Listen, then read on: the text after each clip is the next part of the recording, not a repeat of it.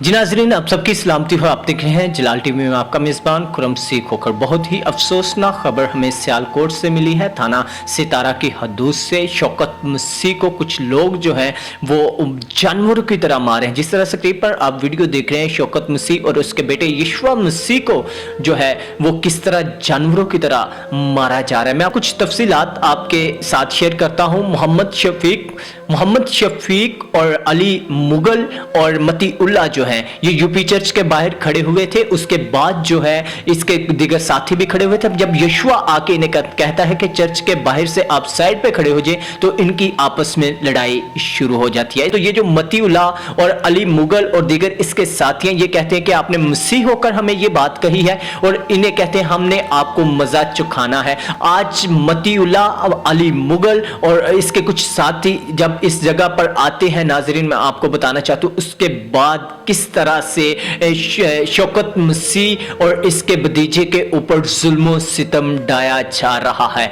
इस तरह जानवरों की तरह इन्हें मारा जा रहा है। और अभी जो हमारा राब्ता हुआ है शौकत मसीह से, शौकत मसीह का कहना है कि यही लोग मुझे जो है वो सुलह के लिए अब उकसा रहे हैं। पहले आप किसी को जानवरों की तरह मारें और उसके बाद आप कह दें कि हम सुलह के लिए राजी हैं। किस किस्म की आप सुलह करना चाह रहे हैं? और मैं शौकत साहब आपको यही बावर कराना चाहता हूँ, जलाल टीवी और हमारी मैनेजमेंट कमेटी और दीगर हमारे जो अदारे हैं वो आपकी मदद के लिए आपके साथ खड़े हुए हैं। आपकी आवाज़ बुलंद करने के लिए, आपको इंसाफ लेके देने के लिए हम आपके साथ खड़े हुए हैं। अगर आप अपने केस को वापस ले लेते हैं, अपनी आवाज़ को दबाते हैं, तो ना जाने कितने हमारे मसीही बेटे और बेटियां इन लोगों की नजर होंगे। ना जाने कितने मसीही और बेटियों और बेटों के पर इस तरह से जुल्म सितम ढाया जाएगा।